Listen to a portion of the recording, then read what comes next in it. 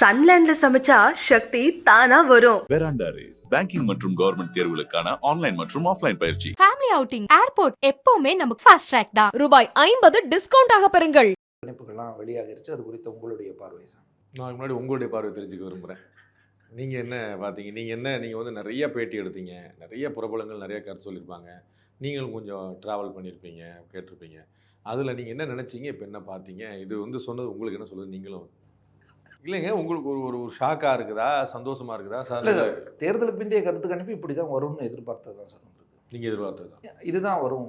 தேவேந்திரனே எதிர்பார்த்துட்டாருன்னு, அப்போ நான் வந்து எதிர்பார்க்காம எப்படி இருக்குன்னு சொல்லுங்கள். This is what I was telling from the day one. நம்ம வந்து முதல் நாள்லேருந்து இதுதான் நடக்க போகுதுன்னு சொல்லியிருந்தோம். எனக்கு வந்து இதில் எந்த சர்ப்ரைஸும் இல்லை. ஓவராலாக கிட்டத்தட்ட ஒரு 8-10 சேனல் கொடுக்குறதுல லீஸ்ட் நம்பர் வந்து என்டி அலைன்ஸுக்கு கொடுத்துருக்க நம்பர் வந்து 358. இதான் கொடுத்துருக்க லீஸ்ட் நம்பர். ஹையஸ்ட் நம்பர் வந்து 400. டுடேஸ் சாணக்கியான்னு கொடுத்துருக்காங்க. பாண்டேஸ் சாணக்கியாவில் டுடேஸ் சாணக்கியான்னு கொடுத்துருக்காங்க. அப்போ நான் அப்கி பார் 400 பார் அப்படிங்கிறது அவங்களுடையதாக இருந்தது. போன முறை 330 சீட்டு 350 சீட் எடுத்திருந்தாங்க. இந்த முறை 350 சீட் எடுக்க போகிறாங்க அப்படிங்கிறபோது கடந்த முறை பெற்ற வாக்குகளை விட நான் ஒவ்வொரு தடையும் சொல்லிப்பேன். அந்த வாக்கிய கவனிச்சிருப்பீங்க, ஓட்டும் சீட்டும் கூடுதலாக அப்படின்னு நான் சொல்லிட்டே இருப்பேன். அதை அப்படியே உத்தரவாதம் அளிக்கிற பார்க்குறேன். ஏன்னா 2014 நிறைய சேனல் தப்பாக இதை எக்ஸிக்யூட் போல் பண்ணாங்க. 2019 கொஞ்சம் நெருக்கி 50-50 இப்படி போயிடுச்சு. 24 ஒரு சேனலோட டீவியேட் ஆகலை. இப்போ வந்து இந்த ட்ரெண்டில் வந்து பிஜேபி ஆட்சி திரும்ப வருகிறது, கூடுதலான சீட்டோடு வருகிறது, கூடுதலான ஓட்டோடு வருகிறது அப்படிங்கிறத ஒரு சேனலோட மாற்ற சொல்ல. தமிழ்நாட்டில் தினமலர் தினத்தந்தி நடத்தியிருக்காங்க. இங்கே இருந்து நேஷனல் லெவலில் இந்தியா டிவி, இவங்க நோ டிவி, ரிப்பப்ளிக் டிவி 2 இடத்துல ஆலோசனை நடத்தியிருக்காங்க. ஒரு சேனலோட மாற்ற. அப்போ என்ன செய்யுது? Trend is very clear. Average நான் போட்டு பார்த்தேன், இப்போ தான் நான் லைவ் பண்ணேன். ஆவரேஜ் போட்டு பார்த்தா 373 வருது. எல்லா சேனலும் கொடுத்ததெல்லாம் ஆவரேஜ் பார்த்தா பிஜேபி அலையன்ஸுக்கு வந்து 373 வருது. அவங்க கொடுத்த தனித்தனி சேனலாக பார்த்தீங்கன்னா லீஸ்ட் வந்து 358 வருது. அப்போ நான் என்ன சொன்னேனோ என்ன நினச்சேனோ அது அப்படியே வந்திருக்குன்னு எனக்கு ஒரு ஆறுதல். ஆனால் சார், தேர்தலுக்கு பிந்தைய கருத்து கணிப்பு இதுதான் வரும்னு எதிர்பார்த்த மாதிரி, ஆனால் அதுவே அப்படியே ரிசல்ட்டாக வராதுன்னு ஒரு பார்வை இருக்குல்ல சார். நான் ஜூன் 4 பேசுகிறோம். உங்களுக்கும் டைம் பாஸ் ஆகணும், எனக்கும் டைம் பாஸ் ஆகணும், நம்ம 2 பேருமே சேர்ந்து இது பண்ணலாம். ஜூன் 4 இப்படி தான் வந்து எலெக்ஷனுக்கு முன்னாடி வரைக்கும் சொல்லிட்டு இருந்தாங்க. அப்புறம் ஒப்பீனியன் போல்லாம் பொய்யின்னாங்க. அப்புறம் நீங்கள் பார்த்துருப்பீங்க, நீங்களே கூட பேட்டி கேட்டீங்கன்னு நினைவு. ட்ரெண்டு இடையில மாறிடுச்சு. ஃபஸ்ட்டு ஃபேஸ் வேறு, செகண்ட் தேர்ட் ஃபேஸ்லாம் போச்சு, 4வது 5வது ஃபேஸ்லாம் போயிடுச்சு அப்படின்னு. அப்போ இடையில வேறு கொஞ்சம் ஆள். ஏன்னா ஏப்ரல் 19 நம்ம வாக்குப்பதிவு முடிச்சிட்டோம். ஜூன் 4 தான் வந்து வாக்கு எண்ணிக்கை. இடையில 48 நாள் சும்மா இருக்க முடியாதுல்ல நம்மளால். அப்போ நம்ம என்னத்தையாவது மோட்டு வேலையை பார்த்துட்டு இதுவான்னு சொல்லிட்டு இருந்தோம். இப்படி தான் வந்து இந்த சமூக வலைதளங்கள், ஊடகங்கள், ஐடி விங்குகள் இவங்கெல்லாம் பயங்கர ஆக்டிவாக செயல்பட்டு போச்சுன்னாங்க. ஸோ முதல்ல பிஜேபி வராதுன்னாங்க. அப்புறம் முதல்ல இருந்த ட்ரெண்ட் இப்போ மாறிடுச்சுனாங்க. அப்புறம் கருத்து கணிப்புகள்லாம் பொய்யின்னாங்க. இப்போ எக்ஸிட் போலும் வந்திருக்கு, இதுவும் பொய். நம்ம ஜூன் 4 பார்ப்போன்றாங்க. இது என்னென்ன, இவர்கள் சொல்கிறது ஒவ்வொன்றும் பொய் என்று தவிடுபொடியாகி கொண்டே வருகிறது. தளராமல் நிற்கிறாங்க அவங்க. அதை அசாராமல் நிற்கிறாங்க. எவ்வளோ அடித்தாலும் தாங்குவான்னு சொல்லிங்கள, அது இந்த எதிர்கட்சிகள் தான். 295ன்னு காங்கிரஸ் சொல்லுது இல்லை சார், இந்தியா கூட்டணி. அதான் இப்போ பார்த்தீங்கன்னா அதிமுகவுடைய சேனலில் கூட வந்து அவங்க வந்து 24 சீட்டு வருவாங்கன்னு போட்ட மாதிரி அவங்க வந்து சொன்னாங்க. நியூஸ் ஜெயில் வந்துருந்துச்சு. ஆமாம் அப்படின்னு சொன்னாங்க. எனக்கு தெரியல, நான் அதை பார்க்கல, எனக்கு இதாக வந்துச்சு. அப்போ நான் வெரிஃபை பண்ணுறக்கா நான் எப்பயுமே திரும்பி கேட்பேன், யாருப்பா சர்வே பண்ணாங்க, எப்போப்பா சர்வே பண்ணாங்கன்னும் போது இவங்க யாருமே சொல்ல. இல்லை சார், ஒரு தனியார் நிறுவனம் தான் சொல்கிறாங்க அப்படின்னாங்க. ஸோ நான் பார்க்கல அதனால். ஸோ அதிமுக தன்னை எவ்வளோ கேட்பாங்கன்னு இப்போ நாளைக்கு நீங்கள் வந்து அதிமுக பொதுச்செயலாளர் திரு இபிஎஸ்ட்டை வந்து எவ்வளோ ஜெயிப்பின்னு கேட்டிங்கன்னா 40 தொகுதியிலும் வெல்லுன்னு சொல்லுவாங்க. ஒன்று கூட குறை சொல்ல மாட்டார். புதுவை உள்பட 40 வெல்லும் அப்படி தான் சொல்லுவார். அப்படி அவர் வந்து 23 24 சொல்ல மாட்டார். சேனலுங்கனால அவங்க 24 சொல்லிவிட்டாங்க. அவர்கிட்ட கேட்டிங்கன்னா, திரு எடப்பாடி அவர்கிட்ட கேட்டிங்கன்னா அவர் 40ன்னு. அப்படி கூட சொல்ல முடியல. அவங்க 400 சொல்லியிருக்கலாம்ல. அவங்க சொன்ன 400 நாங்கள் தான் போவோம். அப்போ கூட மொத்த அலையன்ஸும் சேர்ந்து 295. உங்களுக்கு புரியுதுங்களா? அப்போ 272 ஹாஃப் வே மார்க், அதோட 23 சீட்டு தான் கூட வரும்ன்றாரு. இத்தனை 22 கட்சி 30 கட்சின்னு சொன்னாங்கல்ல, ஞாபகம் இருக்குல்ல உங்களுக்கு? அத்தனை கட்சியும் சேர்ந்தே பெஞ்ச் மார்க்கு 20 சீட்டு தான் கூட வருவாங்க. அவர் சொன்னதான் உண்மைன்னு வச்சுக்கணும், அப்படியே வச்சுக்கணும். ஸோ அவ்வளோதான் சொல்ல முடியுங்கிற ஒன்று. இதை யாருமே சொல்லலைங்கிறது 2. இந்தியாவிலேயே யாருமே சொல்லுங்க. அவர் என்ன சொல்கிறார் தெரியுமா? பொசுக்கு நீங்கள் கேட்பீங்கன்னு, இதுதான் மக்கள் சர்வேன்ட்டார். இந்த ஜெயலலிதா அவர்கள் வந்து முதலமைச்சராக இல்லாத ஒரு பீரியட் இருந்துச்சு. அப்போ வந்து திரு ஓபிஎஸ் அவர்கள் இருந்தாங்க. அப்போ வந்து என்ன சொல்லிட்டாங்கன்னா, மக்கள் முதல்வர் அப்படின்னு ஒரு புது காயினை கிரியேட் பண்ணி ஜெயலலிதா அவர்கள் சொன்னாங்க. ஏன்னா அவங்க முதலமைச்சராக இருக்க முடியல, அந்த லீகல் பேட்டில் இருந்ததுனால. அது மாதிரி இவங்களுக்கு தெரிஞ்சு போச்சு நமக்கு சர்வே நமக்கு ஃபேவரா இல்லைன்னு. அப்போ என்னன்னா இது மக்கள் சர்வே அப்படின்ட்டார், முடிஞ்சு வச்சுக்காது. அந்த சர்வேலையும் நம்பர் 10லங்கிறது வேற விஷயம், 20 சீட் தான் கூட கட்டார். 3வது பாயிண்ட், அப்படியே வச்சுக்கிட்டாலும் சிங்கிள் லார்ஜஸ்ட் பார்ட்டி அவங்க இல்லை, அவங்க சொன்ன கணக்கிலே. ரைட்டா? சிங்கிள் லார்ஜஸ்ட் பார்ட்டி அவங்க இல்லாத போது யார் ஆட்சி அமைக்க கூப்பிடுவாங்க? அதுல யார் பெரும்பான்மையான சீட் வச்சிருக்காங்க? சிங்கிள் லார்ஜ் நீங்க அலைன்ஸா நீங்க போய் நிக்க முடியாதுல்ல.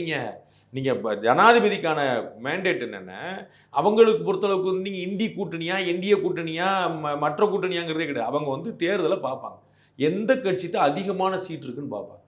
அப்ப சிங்கிள் லார்ஜஸ்ட், சிங்கிள் மெஜாரிட்டி சொல்ல, சிங்கிள் லார்ஜஸ்ட் படம் இவர் சொன்ன கணக்கிலே சிங்கிள் லார்ஜஸ்ட் காங்கிரஸ் இல்லையே. எஸ், அப்ப பிஜேபி ஆட்சி அமைக்க கூப்பிட்டாலும் எங்களுக்கு பெரும்பான்மை இல்லைன்னு அவங்க ஆட்சி அமைக்காம போகலாம், இல்ல ஆட்சி அமைச்சு ஃபெயிலியர் ஆகலாம்.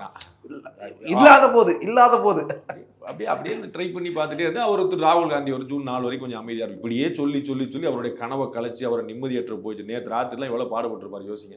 எனக்கே சங்கடமாக இருந்துச்சு. ஒரு சேனல் கூட மாற்றி சொல்லாமல் வந்தால் அவருடைய மனசு என்ன வரும்? அதுவே ஒரு சந்தேகத்தை கிளப்பலையா சார்? எல்லா சேனலும் யாரோ எழுதி கொடுத்த மாதிரி ஒரே மாதிரியான ஒரு கிரைட்டீரியாக்குள்ள பேசுறாங்க. ஆமாம், அதுவே யாரோ பின்னாடி இருந்து. ஆமாம் அது அப்படித்தான் நடந்தது. அது பின்னாடி இருந்து யாரோ ஒன்று அமித்ஷா சொன்னதை இவங்க எல்லாருமே சொல்லிட்டாங்க. உங்களுக்கு ஏதாவது குழப்பம் இருக்குதா? எப்படினாலும் ஆறுதல் பட்டுக்கங்கன்னு சொன்னேனே, எனக்கு என்ன குழப்பம்? நீங்கள் ஆறுதல் பட்டால் நான் ஜூன் 4 அதுவும் உடைய போகுது சார். ராஜ்தீப் சர்தேசாய்ங்கிற மூத்த பத்திரிகையாளர் பாஜக வெற்றியை விரும்புகிறவர் அல்ல, அவர் ஓப்பனாகவே சொல்லியிருக்கிறார். அது வந்து அவர் பத்திரிகையாளராங்கிறத தாண்டி நான் வந்து என்னுடைய தனிப்பட்ட கருத்தை பகிரங்கமாக வெளிப்படுத்துறவன் இல்லை. கட்சிக்காக நான் வந்து யார் ஜெயிப்பா தோப்பான்னு சொன்னே தவிர நீங்கள் ஒரு யூகம் பண்ணிக்கிடுவீங்க நான் யாருன்னு. நான் வந்து இவங்க எனக்கு பிடிச்ச கட்சி நான் சொன்னதில்லை. ஆனால் திரு ராஜீவ் சர்தேசாய் அவர்கள் ரொம்ப தெளிவாக தன்னுடைய விருப்பத்தை வெளிப்படுத்தினார். அவருடைய மனைவியே வந்து மம்தா பானர்ஜி கட்சியுடைய எம்பி, அவருடைய மனைவியே மம்தா பானர்ஜி கட்சியுடைய எம்பி. ஸோ அவருடைய ஒரு இன்ஃப்ளூயன்ஸை ரொம்ப தெளிவாக வெளிப்படையாக சொல்லக்கூடியவர். அவருடைய சேனல்லே 401 போட்டு வச்சிருக்காங்க. நீங்க அப்ப என்ன செய்ய போறீங்கன்னு சொல்லுங்க. அவருடைய சேனல் தான், அவரு இப்ப எடிட்டர். அவர் தானே சார் சார். அப்ப சார் நீங்க வந்து ஒரு சீனியரை வந்து நீங்க புறக்கணிச்சுட்டு அவர் பேனல்ல உட்கார்ந்து இருக்கிறாரு, அவர் நிக்கிறாரு, அவருக்கு தெரியாத டேட்டா வருது, அதை பிரசன்ட் பண்றாரு. இன்னொரு பாயிண்ட் சொல்லிடுறேன், அவர் அதை கான்ட்ராடிக்ட் கூட பண்ணல. உங்களுக்கு தெரியுமான்னு தெரியல, ஆர்கே நகர் பை எலெக்ஷன் வந்தபோது எங்களுடைய தந்தி டிவியில் நாங்கள் வந்து கருத்து கணிப்பு நாங்கள் போட்டபோது நான் அதில் வேறுபடுறேன்னு சொன்னேன். அதெல்லாம் நீங்கள் கவனிச்சிருக்க வாய்ப்பு கிடையாது உங்களுக்கு.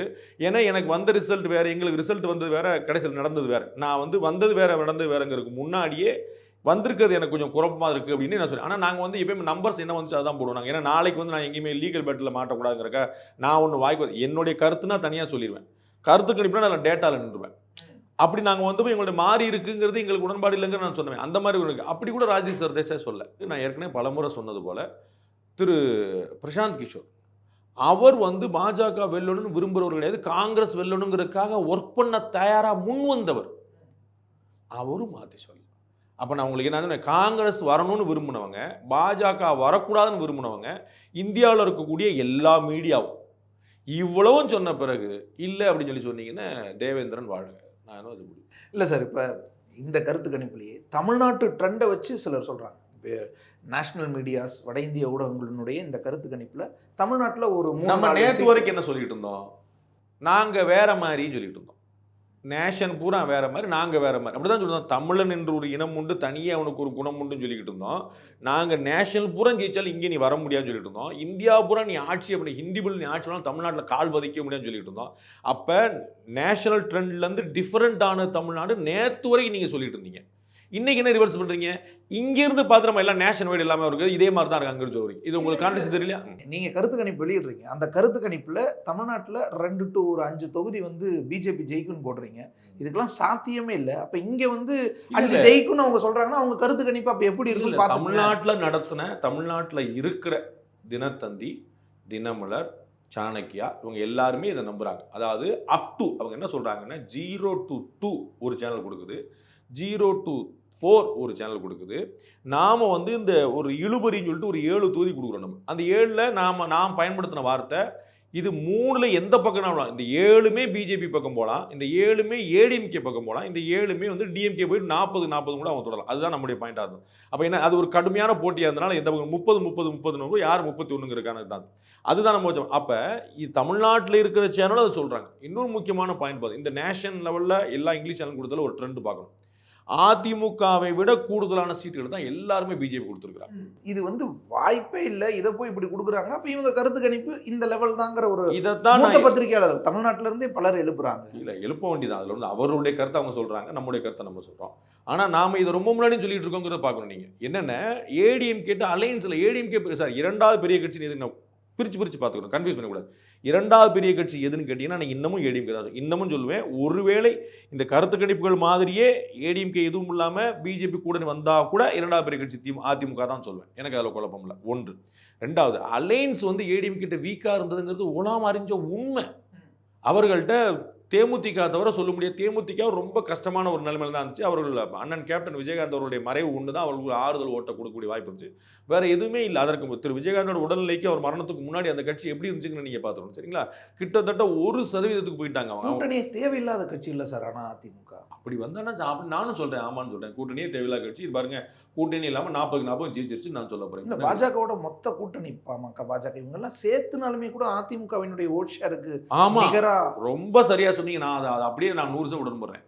பாஜக கூட்டணியின் ஒட்டுமொத்த வாக்கு சதவீதமும் அதிமுக கூட்டணி அதிமுகவுடைய வாக்கு சதவீதத்தோட குறைவா இருக்கும்னு நான் சொல்றேன். எனக்கு அதில் குழப்பம் இல்லை. ஆனால் வெல்றதுங்கிறது தொகுதி சார்ந்தது. இது வந்து விகிதாச்சார ஓட்டு கிடையாது. சரிங்களா? விகிதாச்சார ஓட்டு கிடையாது. எல்லாரும் ஒவ்வொரு தொகுதியில் கள்ளக்குறிச்சியில் யாரு, சேலத்தில் யாரு, நாமக்கல்ல யாரு, கோயம்புத்தூர்ல யாரு, தர்மபுரியில் யாரு, திருச்சியில் யாருன்னு இப்படி போய் பார்க்கணும். அங்கே போய் நாங்கள் என்ன 25 வச்சிருக்கோமே, நாங்கள் எங்கே ஆச்சு அப்படி நீங்கள் தேட முடியாது. அந்த கணக்கில் பார்க்கும்போது தொகுதிகளை வெல்வதற்கான வாய்ப்பு அதிமுக கூட்டணியை விட பாஜக கூட்டணிக்கு அதிகமாக இருக்கு. இதை எல்லாருமே சொல்றாங்க. எந்த தொகுதின்னு இவங்க சொல்லாத போதே அதுல சந்தேகம் தான். இந்த தொகுதின்னு சொல்லிட்டு மாட்டிப்பாங்க. அதனால அவங்க பொதுவா பேசிட்டு போய் வச்சுக்கோங்க. நீங்க எந்த தொகுதிக்கு நான் உங்களுக்கு சொல்றேன், நீங்க ஏன் குளறுபடி பண்ணிக்கிறீங்க? எந்த தொகுதின்னு சொல்லாம இருந்ததுக்கான காரணம் எங்கேயுமே சொல்லல. அவங்க இந்த நம்பர் சொல்லும்போது நீங்க அப்படி கேட்கவே இல்லை. நீங்க வாரணாசியில் ஜெயிப்பாரா, வயநாடுல ஜெயிப்பாரா, ரேபர்ல ஜெயிப்பாரா நீங்க கேட்கவே இல்லையே. அங்க போற அவங்க வந்து 358 ரொம்ப பேசாம உட்காந்துருக்கீங்க, 400 பேசாம உட்காந்துருக்கீங்க. தமிழ்நாட்டுல 35, 2, 3 வந்து அப்ப எந்த தொகுதின்னு கேட்குறீங்க. ஓகே, அது உங்களுடைய ஆர்வம். தமிழ்நாட்டில் இருக்கிறேன். நான் உங்களுக்கு ஏற்கனவே சொன்ன போல இந்த பாஜக கிடைக்கக்கூடிய வாய்ப்புகள் எங்க? திருநெல்வேலி, தேனி, தர்மபுரி, கோயம்புத்தூர், ராமநாதபுரம், வேலூர், இது மாதிரியான இந்த ஒரு 6-7 தொகுதிக்கு உள்ளதான். அது எல்லாம் இங்கே தான் டஃப் ஃபைட் இருந்துச்சு, இங்கே தான் மும்முனை போட்டு இருந்துச்சு, இங்கே தான் வந்து ஸ்டார் கேண்டிடேட்ஸ் நிற்கிறாங்க. நான் வந்து தென்சென்னையில் அதிமுக பாஜக ஜெயிக்கும் நான் சொல்லலையே. சிவகங்கையில் பாஜக ஜெயிக்கும், மதுரையில் கன்னியாகுமரியும் சொல்லுங்க சார். கன்னியாகுமரி சொல்ல இதுலேருந்தே நான் பாரபட்சம் இல்லாமல் இருக்கேங்கிறத தெரிஞ்சுக்கோங்க. அண்ணன் பொன் ராதாகிருஷ்ணன் மேலே அவ்வளோ பெரிய மதிப்பு மரியாதை வச்சிருக்கேன். நான் வந்து பல முறை சொல்லிட்டு வந்திருக்கேன், எஸ்டாப்ளிஷ் பண்ணிட்டே வந்திருக்கேன். 2024 பற்றி பேசும்போதெல்லாம் 2014 அவர் தலைமையில் கலைஞரும் அம்மாவும் இருந்த போதே 18% ஓட்டும் 3 சீட்டும் வாங்கி காட்டினவர் திரு பொன் ராதாகிருஷ்ணன். நான் மறுக்கவே இல்லையே. நான் இன்னைக்கு இல்லைன்னு சொல்லியிருக்கேன். அவருடைய ஒர்க் மேன்ஷிப் வந்து வேற. எனக்கு அவர் மாநிலத்தில் இருக்கும்போது நான் க்ளோஸாக ஃபாலோ பண்ணியிருக்கேன். அது வேற லெவல். அது வந்து மதுரையில் தாமரை சங்கமம் போட்டதாக இருக்கட்டும், இங்கே தாம்பரத்தில் ஏர்போர்ட் வாசலில் போட்டதாக இருக்கட்டும், அது வந்து வேற கணக்கு. சலங்கை மாநாடுலாம் வேற ரேஞ்ச். அதில் குழப்பமே இல்லை. ஆனால் இந்த முறை ஜெயிக்கிறதுக்கான ஸ்பேஸ் இல்லை, அவ்வளோதான் நான் சொல்லணும். அந்த முறை காங்கிரஸ் தனியாக போட்டிக்கிட்டுச்சு. 2014 காங்கிரஸ் தனி, திமுக தனி, பாஜக கூட்டணி தனி, 3 முனையாக இருந்துச்சு. அப்போ இடையில அடிச்சு வந்துட்டாரு. இப்போ எல்லா கட்சியும் ஒன்றா நிற்கிது திமுக கூட்டணியில். அதனால அதிமுக அங்கே 3ஆவது இடத்துக்கு போகுது, அதே கன்னியாகுமரியில். அதை மாதிரி ஒரு 6-7 தொகுதியில் அதிமுக 3ஆவது இடத்துக்கு போகும், பாஜக கூட்டணி 2ஆவது இடத்துக்கு. 6-7 தொகுதியில் 6-7 தொகுதியில் நான் சொன்ன இது அத்தனை தொகுதியிலுமே நீங்கள் வச்சுக்கோங்களேன்.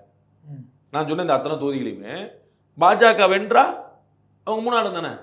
பாஜக வெல்ல முடியாமல் போனாலும் அவங்க 3ஆவது இடம்ன்ற இந்த நான் சொன்ன அந்த 6-7 தொகுதிகளில் அந்த மாதிரி ஒரு போட்டி. தேனியில் வந்து பார்த்தீங்கன்னா இப்போ தங்க தமிழ் சொல்லணும்னா இவராக தான் போட்டி. 2 பேரில் யார் ஜெயிச்சாலும் அதிமுக 3ஆவது இடம் தானே. ராமநாதபுரத்தில் வந்து கனியா ஓபிஎஸ்ஸான் இருக்கு. 2 பேரில் யார் ஜெயிச்சாலும் அதிமுக 3ஆவது இடம் தானே. வேலூரில் அதிமுக 3ஆவது இடம் தானே. இது மாதிரி கிட்டத்தட்ட ஒரு 7-8 இடங்கள்ல பாஜக கூட்டணி அதிமுக கூட்டணியை சர்பாஸ் பண்ணி நிற்கும். ஓட் ஷேர்லயே 1% 2% பிஜேபி விட குறைவா கொடுத்துருக்காங்க தமிழ்நாட்டில் அதிமுகவுக்கு. நான் ஓட் ஷேர் நான் அப்படி நான் உடன்படலை. ஓட் ஷேர் வந்து அவங்க வந்து தன்னுடைய ஓட்டை தக்க வைப்பாங்கன்னு நினைக்கிறேன். 2-3 தமிழ்நாட்டிலே 2-3 பொலிட்டிக்கல் அனலிஸ்ட் வந்து அது வந்து நடக்காது, ஏடிஎம்கே பிஜேபி வந்து அட்பார் இருக்குன்றாங்க. நான் அதில் வந்து முரண்படுறேன் தனிப்பட்ட முறையில். 2-3 பேர் ஒன்றா வந்துரும்னே சொல்கிறாங்க, ஈக்குவலாகவே இருக்குன்றாங்க. நான் அப்படி ஈக்குவலாக வரும்னு நினைக்கல. நான் உங்களுக்கு ஏற்கனவே சொல்லியிருக்கிறேன், ஏடிஎம்கே அலையன்ஸோடைய ஓட் ஷேரும் பிஜேபி அலையன்ஸோடைய ஓட் ஷேரும் 10% கம்மியாக இருந்துருச்சு, 7% கம்மியாக இருந்துருச்சுனாலே ஏடிஎம்கேக்கு வந்து சேலஞ்சு தான், ஆபத்து தான். எவ்வளவு இருக்க வாய்ப்பு இருக்கு? 10க்கு மேல இருந்தாங்கன்னா ADMK safe, 100% safe. Safe sir. இல்ல எவ்வளவு இருக்கும்னு நினைக்கிறீங்க டிஃபரெண்ட்? நான் வந்து 5ல இருந்து ஒரு இப்போ 20% வரைக்கும் பிஜேபி அலையன்ஸ் வரும்னு நினைக்கிறேன் சார். 18ல இருந்து 20 வரைக்கும் வரும்னு நினைக்கிறேன். ஏடிஎம்கே வந்து 28ல இருந்து 30 வரணும்னு நினைக்கிறேன். அவங்க வரல அப்படின்னா அவங்க வந்து ஏடிஎம்கேவை பிஜேபி அழகா 26ல தூக்கும். ஸோ மினிமம் அப்போ 5% மேலே வந்துருவாங்க டிஃப்ரெண்ட். அதுவே 10ன்ற வந்தாங்க. பத்தாது. நான் சொல்றது ஏடிஎம்கேக்கு பிரயோஜனம் இல்லைன்ற. சரி நீங்க நான் அதான் சொன்னேன். நீங்க காங்கிரஸ் கட்சி கடந்த முறை வாங்கினோட நாங்கள் 7 சீட்டு கூட வச்சுருக்கோம். வச்சு என்ன செய்ய போறீங்கன்னு கேட்குறேன். தமிழ்நாட்டில் 35 எம்பி வச்சிருக்கீங்க, வச்சு என்ன செய்ய போறீங்கன்னு கேட்குறேன். போன முறை 38 எம்பி வச்சிருந்தீங்கன்னா என்ன செஞ்சீங்கன்னு கேட்குறேன். புரியுங்களா? அது எந்த பிரயோஜனமும் இருக்காது. அது போல பாஜக கூட்டணியை விட அவங்க எங்க தன்னை நிலைநிறுத்திக்க முடியும் அதிமுக கூட்டணின்னா 10% வாக்குகளுக்கு மேலே போனா தான் 7, 5, 4, 3, 2, 1 இந்த டிஃபரன்ஸ் குறைய குறைய குறைய அந்த டேஞ்சர் ஜோன்ல அவங்க இருக்கிறாங்க. ஆனா டிஃபரன்ஸ் பெருசா தான் இருக்கும்னு நினைக்கிறீங்க? இவ்வளோ க்ளோஸ் ஃபைட்டா ஈக்குவலா இருக்காது.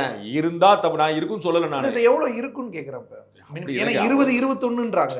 இல்லை நான் அவ்வளோலாம் நான் வந்து மெட்டிகுலஸாக நான் ஒர்க் பண்ணல, எனக்கு தெரியாது. நான் சொல்ல வர்றது வந்து இவ்வளோ இருந்தாங்கன்னா தப்பிச்சாங்க. ஏன்னா இதில் தான் இப்போ சந்தேகம் கொள்றாங்க. அது எப்படி தமிழ்நாட்டில் பிஜேபி கூட்டணி அதிமுகவோட கூட வந்துருன்றாங்க. சார் பிஜேபி பயங்கரமாக வளர்ந்துக்கிட்டு இருக்குங்கிறத நீங்கள் மறந்துடாதீங்க. ஏடிஎம்கேல ஜெயலலிதாங்கிற டால் லீடர் இல்லைங்கிறத மறந்துடாதீங்க. 2021 அவங்க தேர்தல் வாய்ப்பை இழந்திருக்காங்கிறத மறந்துடாதீங்க. அப்பயும் அவங்களுக்கு மேலே ஜெயிச்சிருக்காங்கன்றது அதை தான் மறுக்கலை. நான் அதை பலமுறை சொல்லியிருக்கேன். ஆனால் அது வந்து உயரத்திலிருந்து வீழ்ச்சி. அதை நீங்கள் புரிஞ்சுக்கணும்.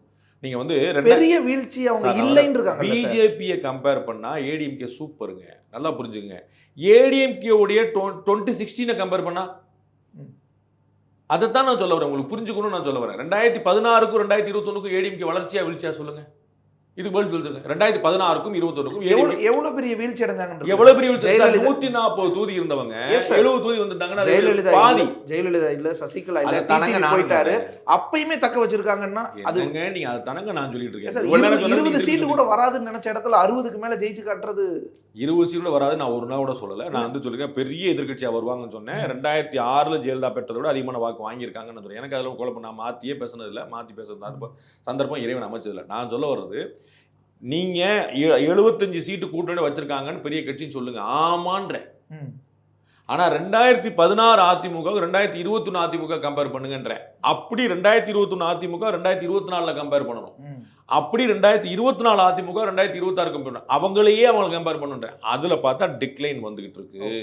அதுல அவங்க 1 2016 ரைட்டு, 2019 2 ரைட்டு, 2024 3 ரைட்டு. இதுல சுதாரிக்கலைன்னா அவங்க ஆபத்து. 3 தேர்தலில் மக்கள் வாய்ப்பு கொடுப்பாங்க. நீங்க வந்து மேல முன்ன வரலாம். 4ஆவதுல நீங்க எந்திரிக்கல அப்படின்னா டஃப் டைம். சரி, இன்னொன்று இந்த கொடுத்த மார்க்லேயுமே சீட்ஸ் இவ்வளோ ஜெயிப்பாங்கன்னு கொடுக்குறதுலையுமே அதுலேயுமே ஒரு குழப்பம் இருக்குது. இங்கே மினிமம்னு கொடுத்ததும் இங்கே மேக்ஸிமம்னு கொடுத்ததும் சேர்த்துனா கூட அந்த டோட்டல் நம்பருக்கு மேலே எல்லாம் போகுது, சில இடத்துல கீழே வருது. அப்போ அதில் சில 0 கொடுத்துருக்காங்க. பார்க்க தெரியலன்னு அர்த்தம். அது வந்து பார்க்க தெரியலன்னு அர்த்தம். நம்ம வந்து எப்படி இது கனெக்ட் பண்ணுறதுன்னு தெரியல. ஒரு பேச்சுக்கு சொல்கிறேன். தந்தி டிவியில் வந்து 33லேருந்து 39 வரைக்கும் கொடுக்குறாங்க. அப்போ 33லேருந்து 39னா டிஎம்கே அலையன்ஸுக்கு மினிமம் 33, குறைஞ்சபட்சம் 33, மேக்ஸிமம் அவங்க மொத்தமாக கூட எடுத்துருவாங்க. ரைட்டா? இப்படி பார்க்கணும். அப்போ கீழே பார்த்தீங்கன்னா 0 to 2 அப்படின்னு வந்து அதிமுக கொடுத்துருப்பாங்க. அப்புறம் 0 to 2 அப்படின்னு பிஜேபி கொடுத்துருப்பாங்க. அப்போ நீங்கள் வந்து 33 0 இப்படி பார்க்கக்கூடாது. 33 2 4 இப்படி பார்க்கணும். பாஜக அலையன்ஸுக்கு 4, அதிமுகவுக்கு 2. இப்போ 33 35 39 இப்படி பார்க்கணும். கரெக்ட். அங்கே 39 0 இப்படி பார்க்கணும். நீங்கள் இப்படி பார்த்துட்டீங்கன்னு கன்ஃபியூஸ் பண்ணுவீங்க. இல்லை சார், இப்போ 33 to 39ன்னு கொடுத்துருக்காங்க. அப்போ 33 மினிமம் ஜெயிச்சிருவாங்க, மேக்ஸிமம் 39 கூட போக வாய்ப்பு இருக்குது. இங்கே பிஜேபி 1 to 3ன்னு கொடுக்குறாங்க. அப்போ 1 கண்டிப்பாக ஜெயிச்சிடறாங்கன்னு அர்த்தம். ஆமாம். அப்போ இங்கே 1 ஜெயிச்சிட்டாங்கனாவே இங்கேயும் 39 எப்படி ஜெயிக்க முடியும்னு ஆயிடுது. திரும்ப பார்த்தீங்கன்னா அந்த காமெடி பண்ணக்கூடாது. 33லேருந்து 39ன்னா இவங்க 1 ஜெயிச்சாங்கன்னா 39 இல்லை. நீங்கள் அங்கே உங்களுக்கு பிடிச்ச நம்பர் இங்கே உங்களுக்கு பிடிச்ச நம்பர் எடுக்கக்கூடாது. நான் உங்களுக்கு தெளிவாக சொல்றேன். 33 அங்கே எடுத்தீங்கன்னா இங்கே 2 4 கொடுத்துருக்காங்க, அதுதான் எடுக்கணும். இல்லை, இங்கே 39 கொடுக்க முடியாதே. இப்போ 38 தானே. அங்கே 39 கொடுத்துட்டாங்கன்னா இங்கே 0 0ன்னு கொடுத்துருக்காங்க. அந்த நம்பரை 0 இல்லை 1ன்னு கொடுத்துட்டாங்க. நீங்கள் பார்க்கல. நீ கொடுத்துட்டாங்கன்னு இல்ல நான் கொடுத்திருக்காங்க. நான் தந்தி டிவியை உதாரணம் சொன்னேன். ஏன் சார் நான் நான் நார்த் தந்தி- இந்தியன் மீடியாஸ்ல நீங்க சொல்றேன். எந்த மீடியா சொல்லுங்க, நம்ம பேசுவோம். நான் பார்த்துட்டு சொல்றேன். நான் வந்து நீங்களா ஒரு கணக்கு சொன்னா நான் வந்து உங்களுக்கு உதாரணம் இப்படி நம்பர் கன்ஃபியூஷன் வருது ரேஞ்சில் போது தமிழ்நாட்டுல ரேஞ்ச் போட்டிருக்க சேனல் தந்தி டிவி. எஸ் அவங்க போட்ட 33 to 39, 0 to 2, 0 to 4, Correct. எந்த குழப்பம் இல்லை. 2004 நிலைமையை கூட மறுபடியும் வரலான்றாங்களே. 2004 நிலைமை வந்துடும், வந்து 1962 நிலைமை வந்துடும், 57 நிலைமை வந்துடும், 1952 நிலைமை வந்துடும். அப்படியே கனவா கண்டாங்க. நான் ஜூன் 4 வரைக்கும் கனவு காண உரிமை இருக்கு. ஈவன் பிஜேபி அந்த- சிங்கிள் லார்ஜஸ்ட் அந்த பார்ட்டியா உரிமை இருந்தாலும் வந்து ராகுல் காந்திக்கு இருக்கிற மாதிரியே தேவேந்திரனுக்கு இருக்கு. அதுல வந்து குழப்பமே இல்லை. 2 பேருக்கு அது சம உரிமை இருக்கு. கனவு கண்டுகிட்டே இருங்க. இல்ல சார். ஜூன் 4க்கு பிறகு நம்ம பேச போறோம். ம். இறைவன் முன்னேற்றத்துல நீங்க எங்க போக போறீங்க, நான் எங்க போக போறேன். நாம வந்து நான் லைவ் எல்லாம் முடிச்சு திரும்ப உங்க முன்னாடி தான் உட்கார போறேன். அன்னைக்கு நம்ம பேசிட்டு என்ன சார் தப்பு நடந்துச்சு நீங்க திருப்பி யோசிங்க. நான் வந்து ராகுல் காந்தி மட்டும் தான் பேசுவேன்னு சொல்லியிருக்கேன். 2004 இதே மாதிரி கருத்து கணிப்பு, தேர்தலுக்கு பிந்தைய கருத்து கணிப்பு பிஜேபி கூட்டணி தான் ஜெயிக்கும், தேசிய ஜனநாயக கூட்டணி தான் ஜெயிக்கும்னு வருது. 260 270 2004 அப்படிலாம் வரல. நாலுலயும் 2014 தான் வந்துச்சு. 2004 அப்படிலாம் வரல. 2004 வந்து ஒரு மிக்சர் அலைன்ஸ் இந்தியா ஷைனிங்னு அவங்க வந்து பெருசா பண்ணாங்க. 100 சீட்டு கிட்ட டிஃபரன்ஸ் ரெண்டுக்கும் கொடுத்திருந்தாங்க. காங்கிரஸ் கூட்டணிக்கும் யாரா ஒருத்தன் கொடுத்து பாஜக நம்ம கூட்டணி. பாருங்க. 2009லயும் அதே நிலைமை தான். இல்ல ஆனா பாருங்க. காங்கிரஸ் நீங்க ஒரு ஆட்சி தெளிவா அமைக்குது. ஒண்ணு புரிஞ்சுக்கணுங்க. இதற்கு முன்னாடி வந்த கருத்து கணிப்புகளுக்கும் இப்போ வந்திருக்க எக்ஸிட் போலுக்குமான வித்தியாசத்தை நீங்க மாறாடி. நான் உங்களுக்கு ஏற்கனவே சொன்னேன், நீங்க கொலையில திரும்ப ஒருக்க சொல்றேன். 2004 இந்த தொலைக்காட்சி மீடியா வந்த காலத்துல இருந்து இவங்க நடத்துற கருத்து கணிப்புல பாத்தீங்கன்னா வேரியன்ட் நிறைய இருக்கும். அதுல சில முரண்பாடுகளே கூட இருக்கும். அதுதான் நான் உங்களுக்கு சொன்னேன். 2014 அத்தனையுமே ஃபிளாப்பு, 2019 பாதி பாதி, 2024 என்னங்கிற கேள்வி. அதை தான் நான் சொல்லும் போது 2024 வந்திருக்கக்கூடிய எக்ஸிட் போல் ரிசல்ட்ஸில் ஒன்று கூட டீவியேட் ஆகலை, ஒன்று கூட மாறல, ரேஞ்ச் கூட மாறல. நான் சொன்னேன் மினிமம் அவங்க எல்லா சேனலும் கொடுத்த மினிமம் நம்பரே 358. அதுக்கு மேலே தான் எல்லாருமே கொடுத்துருக்காங்க. அப்போ வந்து இதில் இது வந்து உள்ளங்கை நெல்லிக்கணின்னு தமிழில் சொல்லுவாங்க. எஸ் உள்ளங்கை நெல்லி. ராகுல் காந்திக்கு வந்து கை புண்ணுக்கு கண்ணாடி எதுக்கு நான் சொல்லிக்கிறேன். இல்ல சார், அவன் கையில் புண்ணு பல நேரங்கள்ல ஆசையை கூட வெளிப்படுத்தலாம்ல. வச்சுக்கோங்க சார். 2 நாள் தானே சார், யாராக இருந்தாலும் 2 நாள் தானே. உங்களுடைய ஆசையாக இருந்தாலும் 2 நாள் தான், அது வந்து என்னுடைய ஆசையாக இருந்தாலும் 2 நாள் தானே. 48 மணி நேரம் கழிச்சு நம்ம வந்து ஜூன் 4ஆம் தேதி பார்க்கும்போது பகலில் 12 மணிக்கு பல்லு இழிச்சிடும் எல்லாமே. எஸ் அப்போ பேசுவோம் சார். நன்றி சார். ரொம்ப நன்றி. சன்லேண்ட்ல சமைச்சா சக்தி தானா வரும். வெராண்டா ரேஸ் பேங்கிங் மற்றும் கவர்மெண்ட் தேர்வுகளுக்கான ஆன்லைன் மற்றும் ஆஃப்லைன் பயிற்சி. ஃபேமிலி அவுட்டிங், ஏர்போர்ட் எப்பவுமே நமக்கு ஃபாஸ்ட் ட்ராக் தான். ரூபாய் 50 டிஸ்கவுண்ட் ஆக பெறுங்கள்.